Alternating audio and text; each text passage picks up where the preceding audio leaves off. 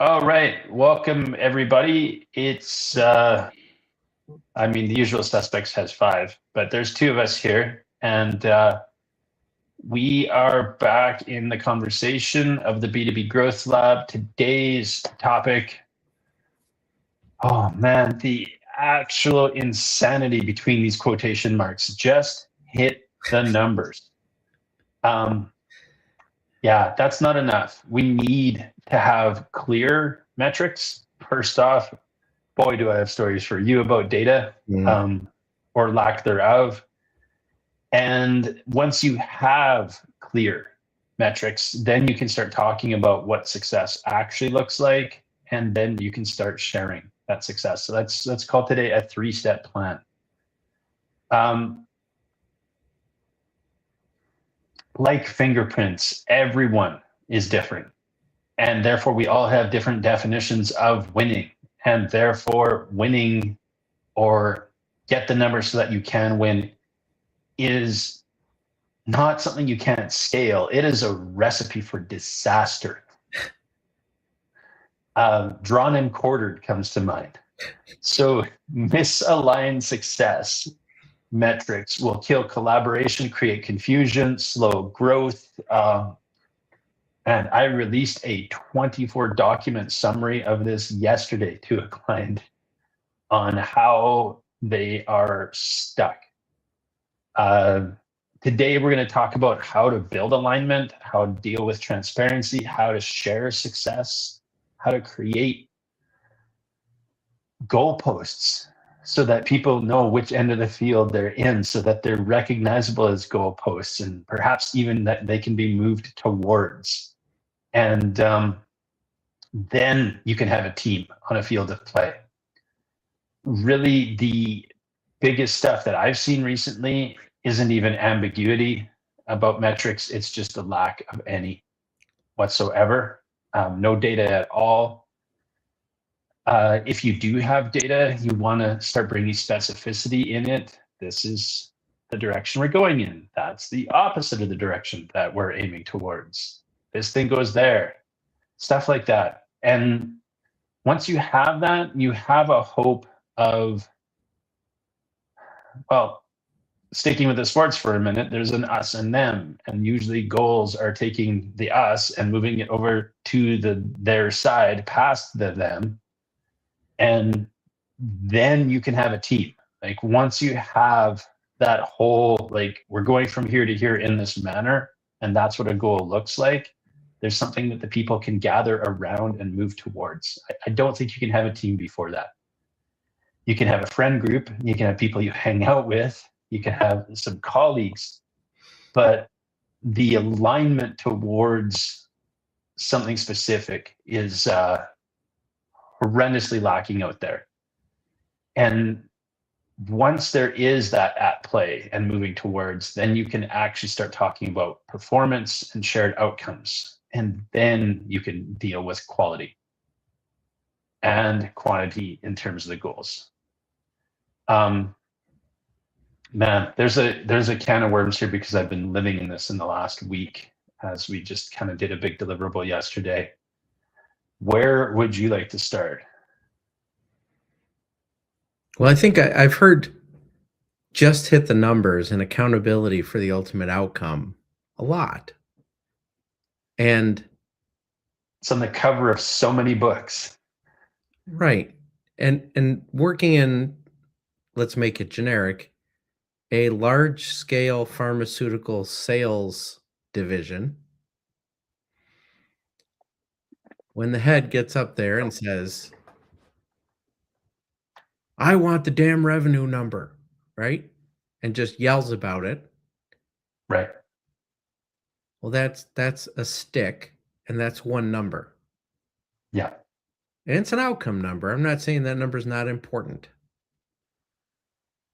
But unless we know the numbers under the number, unless we have a well-built, proper, balanced scorecard KPI budget, right, et cetera, et cetera, et cetera. Yes.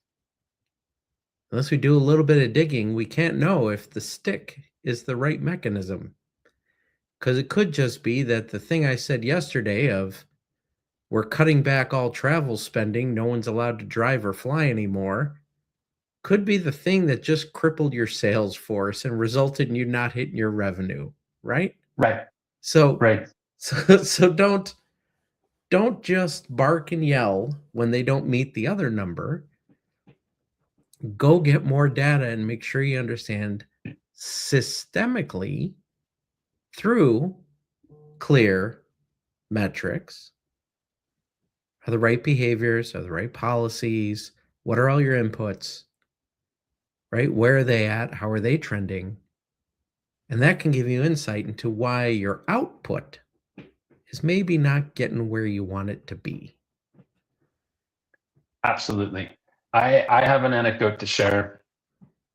This is unrelated to any of the previous rambling today, but we onboarded a client recently, and earlier in that was discovery, right? Should we work with this person? And I love what they're doing. One of the ways that I value my clients is their heart in the right place. Other things can be a mess. We're humans. We're all trying to figure this stuff out, right? Putting the wings on the airplane while it's in the air. That's life. That's business. But there was a fantastic tale about, being in big corporate, leading a large sales team, and finally succeeding, hitting that number, and they crossed the line and did $1 billion in sales. Right. And the rest of the story was, and nothing happened. There was no confetti. There were no balloons. Nobody even picked up the phone and called her and said, thank you. And, I don't know how big the company was. I assume $1 billion is a big number for them. But man, I would probably do everything in my power to let that person know how grateful I was and retain them, because and then nothing happened after achieving that goal was one of the reasons why they're now in an entrepreneurial situation. Right. And obviously there's talent and skill and a whole bunch of stuff that I can, barely even comprehend with numbers that big, sitting on the other side of that call and that conversation.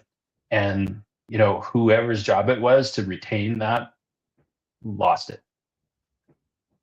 So even that alone, right? What 175 things had to line up perfectly to cross that line, and it became a non-repeatable thing because those shared outcomes and the whole, like, what happens after we reach that success, nothing, right? And that's from the person who achieved it. So that's something else I'd just throw in there for a minute. Like, while we talk about how to get there for the rest of this call, for goodness sakes, please celebrate responsibly when you do. How do we break things down? A post-mortem at those checkpoints, right? Like, let's make sure when we're celebrating the right thing, not just the outcome. Again, yes. Who did what and how did we get here? Yes. Right? And what went wrong along the way? Why is it not 1.2 billion? Right? Why is it only 1 billion? What did we leave on the table? Right? Like a fair and balanced, objectively, pros and cons, post-mortem. Yay, let's celebrate and make sure we're celebrating the right things. Yeah, thank you for that. That's actually where I was going as well. As if, like, for me, if I was to reverse engineer the steps that we use to get there, because obviously we're hoping to repeat this, right? Then we're back to your point. And where are the milestones along the way? And what are those incremental things that we celebrate? So it's a train of celebration, because obviously this one felt like this and that. Yeah, sometimes I've worked in businesses that, COVID happened, and all of a sudden, their revenue doubled, right? Wow. Because they happen to have face masks and hand sanitizer, right, toilet paper.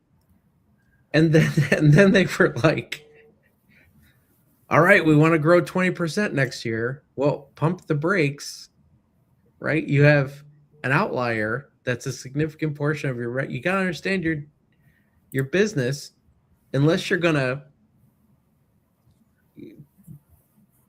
put out more COVID, like herd immunity is going to show up and demand for those consumables is going to go down. So you do well to adjust your financial forecast to not include, right, X hundreds of millions of dollars of sales of hand sanitizer, right? Like that's an outlier. It's a wonderful outlier. It's a blip though in your graph. Come on. Yeah. I think the other part of this is people don't really understand how dangerous growth can be, right? If you're not prepared for growth, growth will kill your business. Yes. It's just like any other organism. Hypergrowth will kill any organism because it's not prepared to take advantage of that growth. It can't metabolize what it needs to actually feed the rest of the system. Yeah. And so, like, with something like COVID, like, take the windfall, be grateful for it, and then use that to feed further growth. But make sure that it's realistic and it's something that you can actually take advantage of. Because I'll be honest, like a lot of the home services companies during COVID made a killing, right? It was hard not to, because everybody was home now and they saw, oh, I need to get that faucet fixed. I need to get the bathtub fixed. I need to get the deck taken care of. I need to do the roofing. And so all of these like blue collar businesses really saw massive amounts of growth. But then, and this is inside baseball, after about 3 months, boop, right? Yeah. And so it was like they were scrambling the following year because all of those projects were done, and what would have been sort of spread out across the year was all done in one big giant cluster. So just be careful about hypergrowth, I guess. Let's double down on that. So yes, and totally agree. Say you own a services business like that, and you have 5 or 6 offices in the United States located in different cities, and you want to grow, and you're only putting like 12% on the bottom line every month. It might not be the smartest thing to say, let's greenfield 4 new offices all at the same time. It might not be. That might result in you needing to lay off your entire support staff and shrink your business back down to a fraction of what it was because you ran out of cash, right? There's a timeline to a greenfield producing sustainable revenue, right? It cannot support itself. So you don't properly fund it. If you don't know what your metrics are, you don't know what your time to profitability is, you don't know, your KPIs are not complete, you cannot do that, right? You got to have a war chest if you're going to do that. Yeah. Well, and just on top of that, one of the things that I've noticed happens as well is the amount of mental baggage and depression and slowing down that comes as a result of that, and comes as a result of you having to resize your business and shrink your business back down is massive. And that will do more to depress future growth than just about anything. Right. Yeah.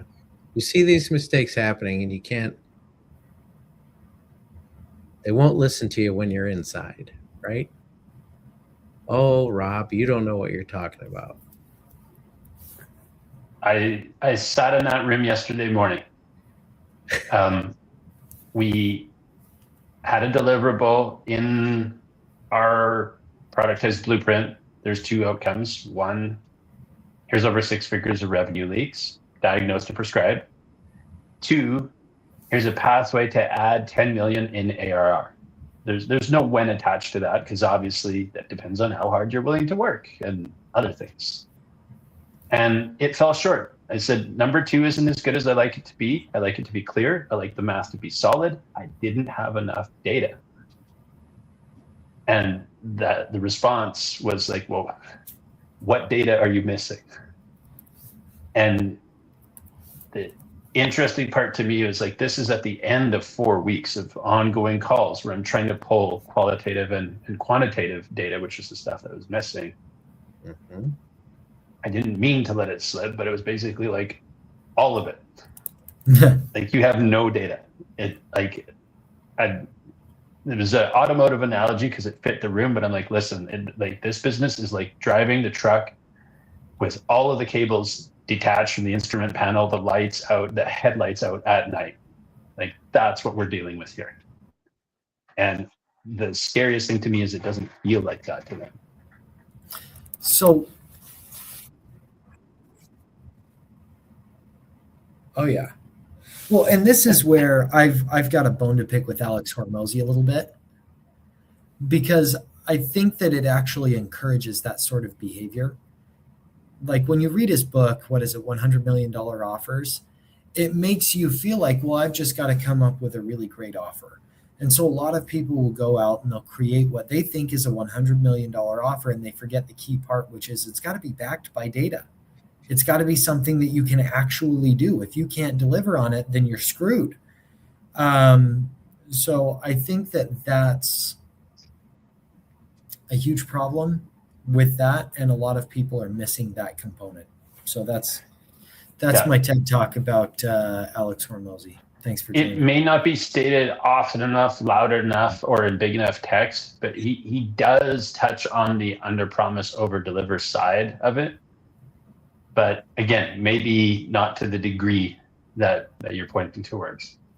Well, and frankly, lip service is better than no service sometimes, but in his case, it makes it seem like if you just have this offer, it will cover a multitude of sins, and it won't.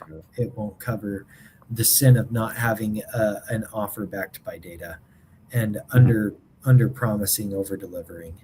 It just won't cover that. So, yeah.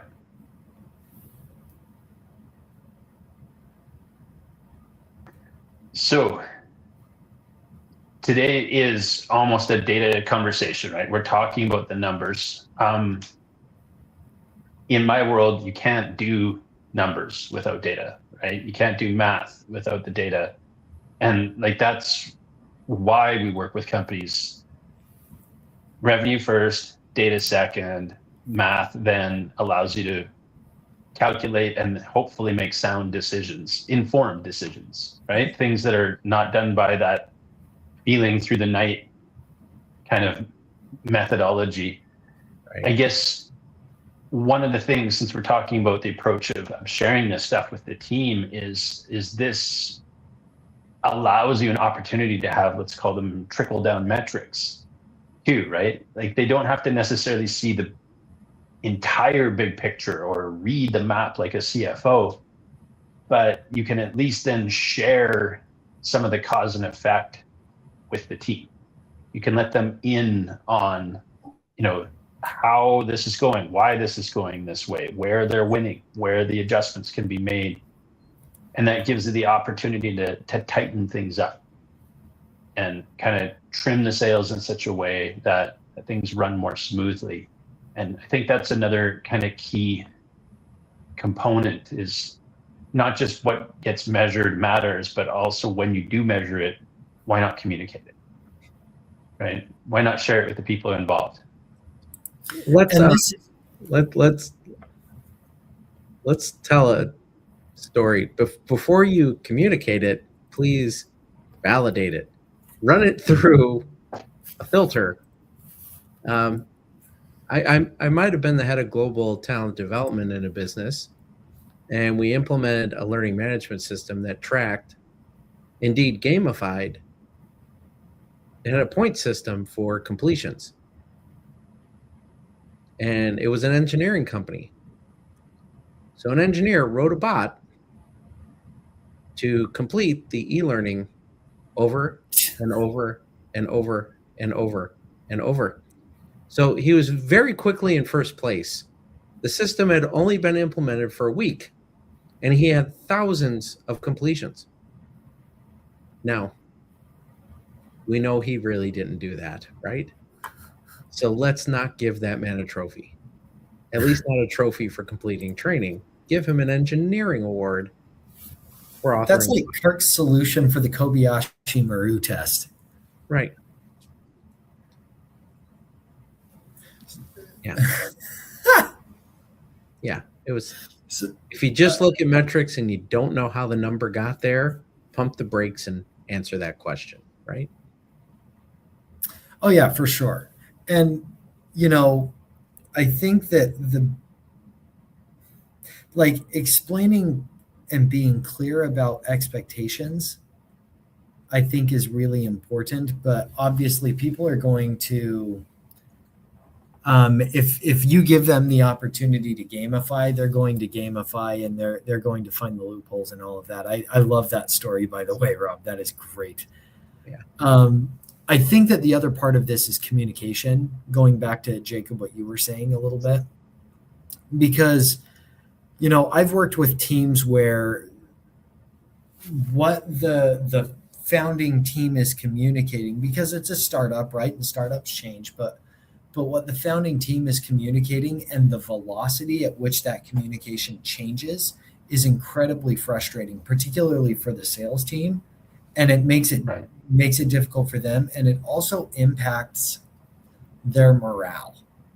And so even though the organization is quote unquote growing, it can still impact morale and make you feel like, oh geez, man, like what are we even doing here? Do these guys know what they're doing? And so being very clear with your communication and your expectations and saying, hey, this is a startup. Startups are hard. Things change. We're still moving forward. We're changing these things because this is the data that we're seeing on the front lines, or I guess on the back lines in this case.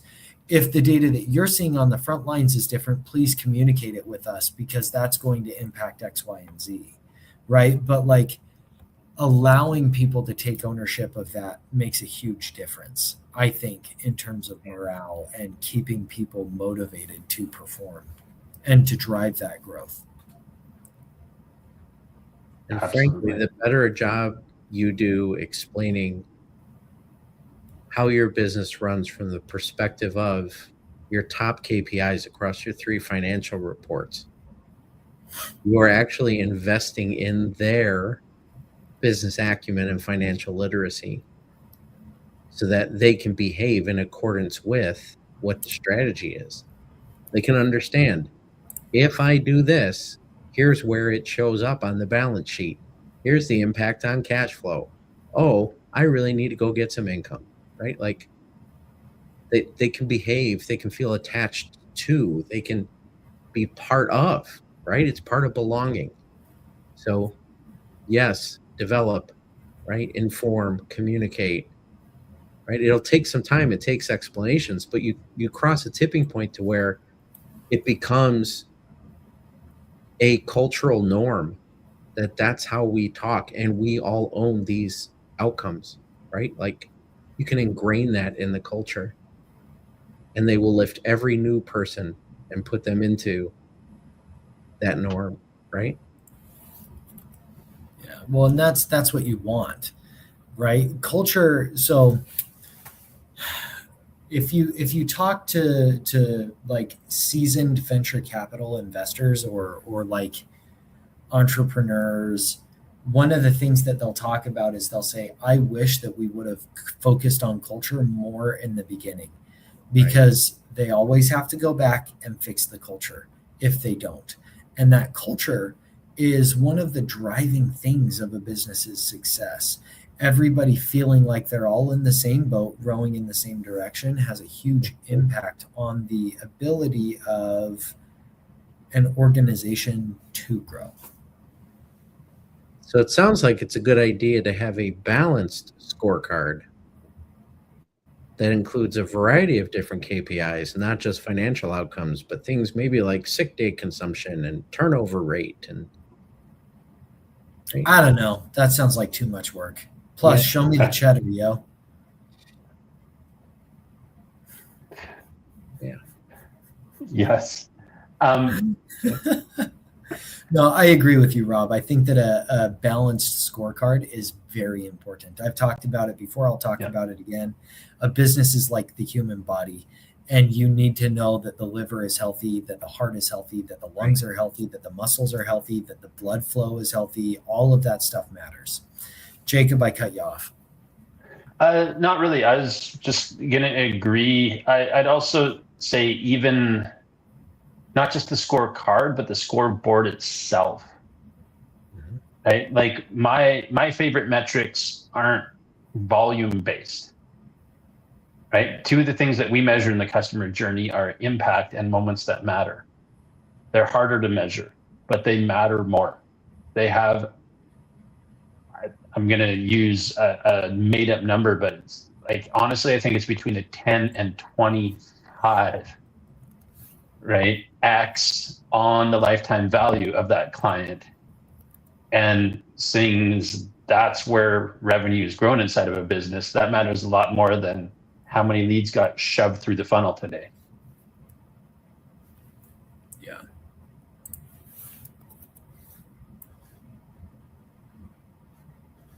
I think that the thing that's frustrating about all of this for me is that we're not saying anything that I think a bit like a sophisticated business owner or leader wouldn't already know.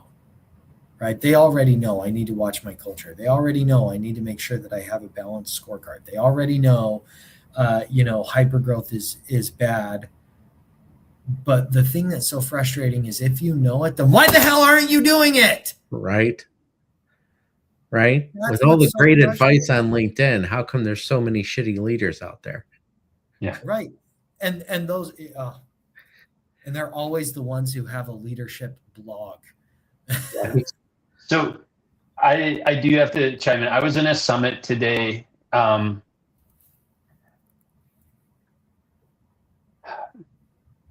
So the average CRO role is now 17 months. And thank you. I already got my reaction. Like, think about what that means. Right? Think about what any sort of change management looks like. Think like what growth is, anything like that. And that's what the whole conversation was. The people in there had pedigrees and were in CRO roles for much longer than that. But since they live in that space and, work on the consulting side of things and grow businesses for a living, it was a very insightful conversation because it's like, well, what are the two things then, right? You really have one choice. I'm going to get in there and do as little as possible to hold on to my job so I don't get fired any faster. Because I know I'm only here this long. Right? So like they're hiring for a result and then making sure they get no result. Or the opposite, right? Which is what these guys were suggesting, which I really like, is that conscious contrarian.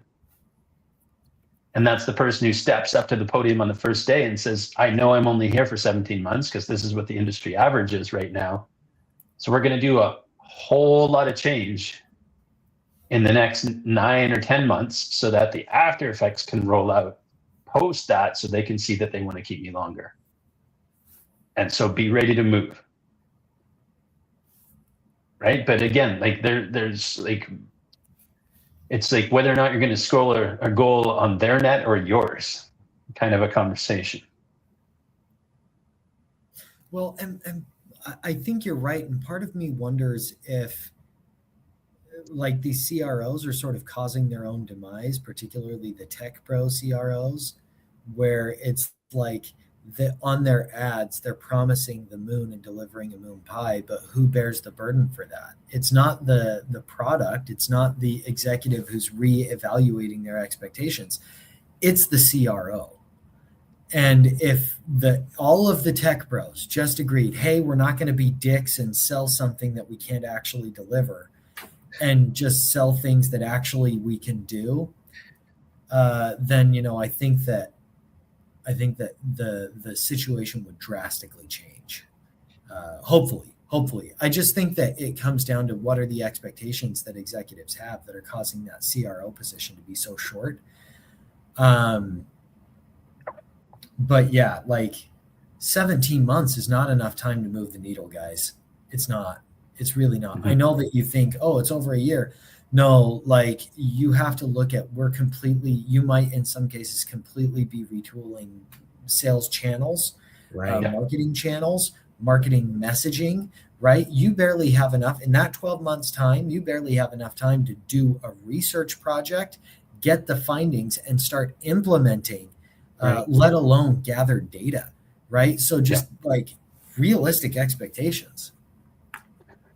100%. Like the average phase shift by the book is 18 months.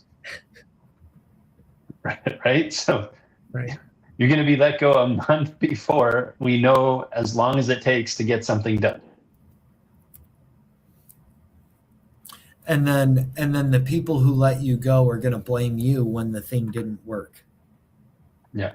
And they're reducing, maybe you know the number on this, Jacob, but they're reducing overall marketing budgets across the board because they're saying, oh, well, we'll just have AI do it.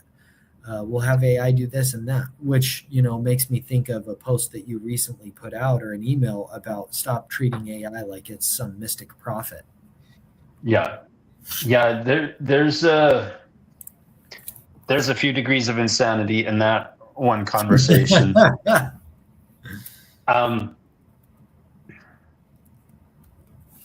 Most people don't address or deal with AI as if it's an employee to start with. Like that's, in my opinion, failing number one, right?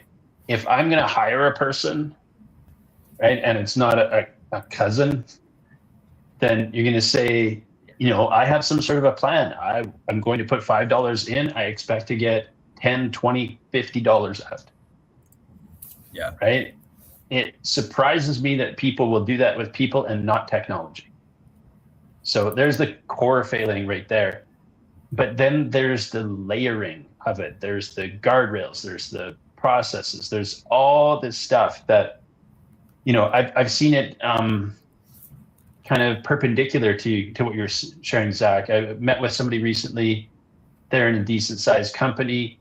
Every single team member now has $100 a month to spend in Claude. Wow. With no direction. Ooh. So if it's a data ingestion process where they can just ask it questions about their job so that it can just figure out how to do their job and replace them, maybe we've got a base level. Like it's a glorified note taker at that point, which seems really expensive to me. But Jacob, that's how Google does it. They give everybody free time to work on whatever project they want. Why can't I do that? Yeah, because Google maxes out the 80% time, right? Like what's the average lifespan? Like 3.5 years till burnout? Like they get a lot out of those people. Yeah. And the 20% time is how they kind of decompress. Oddly enough, right? Like how do I decompress from work? By doing more work, but what kind of work? Stuff I find interesting. Right. So yeah, there's a space for it there. But yeah, first and foremost, if AI is not an employee, then consider that you're not ready for it and you shouldn't hire it because it needs to do a specific job, a specific task. It has to be a member of the team. And I do not recommend any sort of freewheeling, just like push a button and hope for the best stuff. Well, and this is what's so frustrating because you have talking heads in the media who are saying, AI is going to solve all your problems. Yes. But they're missing the gap, which is exactly what you're talking about. Which specific problems are you treating it like an employee? Are you prompting it? Because AI is a great tool, but only if you understand how to use it and can use it properly. because if you Right. can't, then you're screwed. You're Right. you're up a creek, man. Yeah. We're all getting pretty good at reading and knowing whether or not it was written by a human or a robot, right? Mhm. Everyone now has that skill. Yes. So let's skip the copy paste direct from GPT. Like, color that up, like, make it human, right? You're just doing yourself a disservice. Absolutely. Well, here's the thing that's tricky about all of that, because I was talking with some people about a month ago, and they were talking about how their teenaged kids hate AI slop. Yep. Right. Yep. And completely reject it. And yeah, you can absolutely tell which ads. Oh, that was written by AI. That video is AI. You know, I don't know if you guys have seen the ad on YouTube that's like this liquid that you spray on rusty metal and it looks just like new. And I watch it and I'm like, if you knew anything about how rust works and how metal works, this liquid is not going to get rid of the pock marks and all of a sudden it's like coated in this perfect chrome and like, that's not how this works. Okay, that's AI. Because right? chemistry, it just it doesn't. That's not a thing. Right. Right. And so it's like we've all seen those things and they're annoying, but we're also like, gee, I wonder if this could actually work, at least remove some of the work. I know it won't look like new, but, and so we're automatically discounting that it's AI. And the more we do that, the more bro marketers and predatory marketers are able to get away with this and try and create this negative hypergrowth for companies, right? It's those bro marketers who come in, they promise the moon, they deliver moon pies, they get turned over. But they also drive short-term results. And that's where hypergrowth gets dangerous. Going back to the earlier premise, those short-term results are the ones that your business can't metabolize. And so you end up in a worse place than when you started.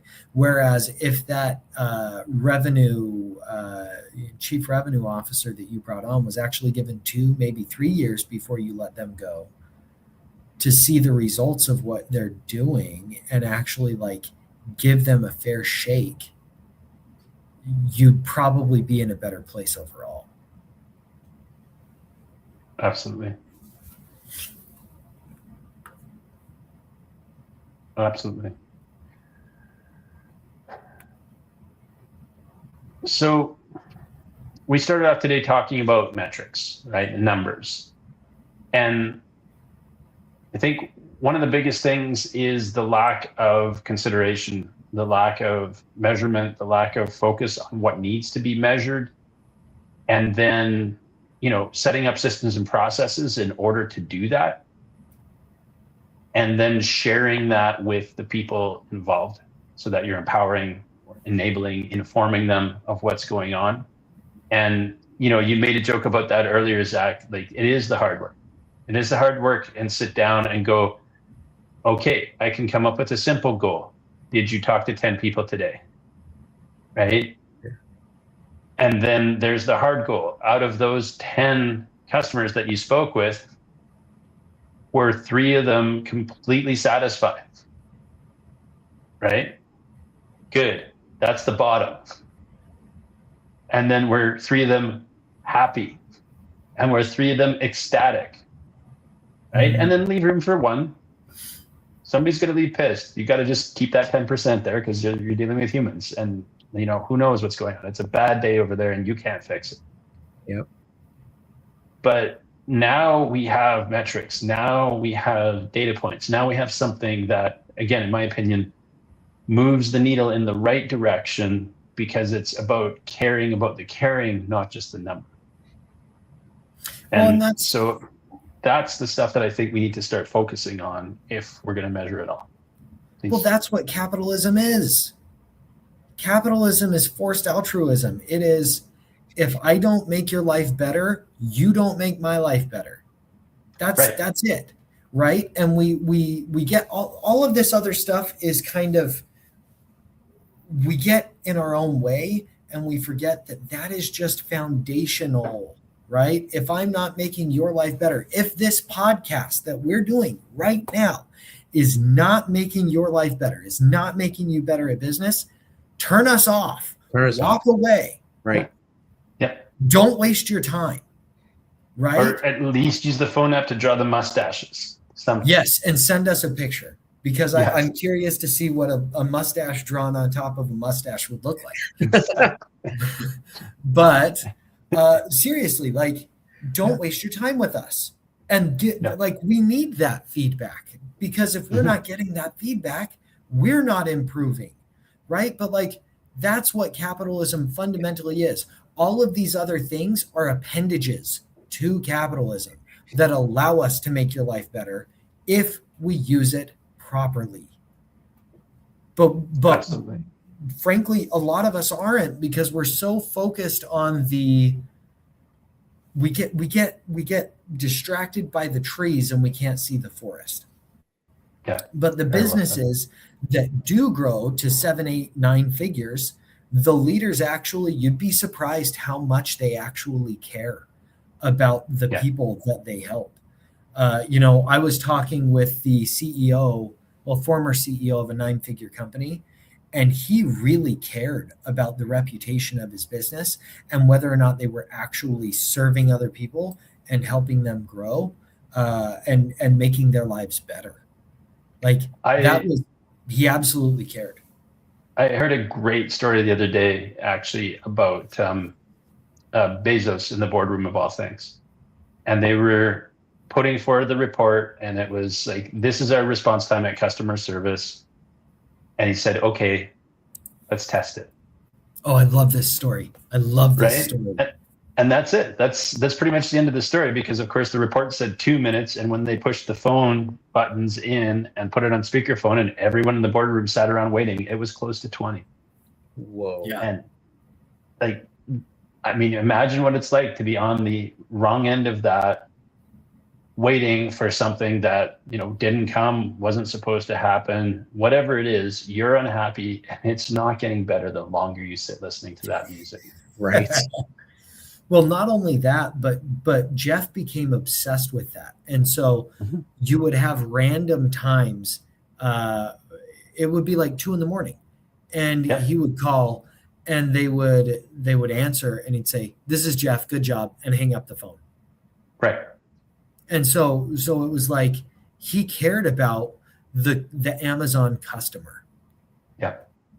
And frankly, this is why it pisses me off when people say, you can't earn $1 billion. Well, absolutely you can, by making everybody else's lives better.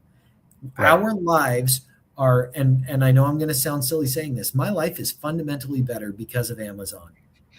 100%. Yeah. It just is. Yeah, there's a lot of saving. Absolutely. I get a lot of crap. There's a lot of really crappy products that you can buy on Amazon, and it's very easy to be frustrated by that. But look at it this way. You get a really crappy product delivered to your house within 24 freaking hours. Yeah. I kid you not. I needed to buy a Bluetooth receiver. And normally, 10 years ago, 15 years ago, I would have to go through some specialty dealer or go to Best Buy, to Radio Shack if they were still around, to get that Bluetooth receiver. I got on Amazon, found one for $10, ordered it. It was at my house the next day. Yeah. I didn't even have to wait 24 hours. It was literally within 16 hours I had this product. And people are pissed off at Jeff Bezos. Like, no, that's capitalism working, baby. Like, that is capitalism working. Your life is fundamentally better. You can get medicines. You can get movies and entertainment. You can get school supplies. You can get food. You can get, like, on demand. Our lives So- are great. All right, Zach, obviously a Bezos fanboy. Okay, Just that it's a No, great model. actually, you'd be It is surprised. convenience. let's back to metrics. Yes. His skepticism of the metric he was presented and drive to validate, being obsessed about the metrics that matter in your business, balanced scorecard, right? I have this Yeah. image of George Bush, like trust but verify, right? Like, Yes. it's, Yes. yes, metrics matter. Don't be foolhardy when you get the numbers, right? Like, dial Yeah. it up, figure And it out, care. dig a little bit, care a little bit. Yeah. Yeah. Yeah. Absolutely. Anything else? I think we're good. Yeah, I think it comes down to the caring. But yeah, speaking of that, thank you for your time and for being here, and for caring enough to show up and keep on sharing your ideas and your wisdom. Awesome.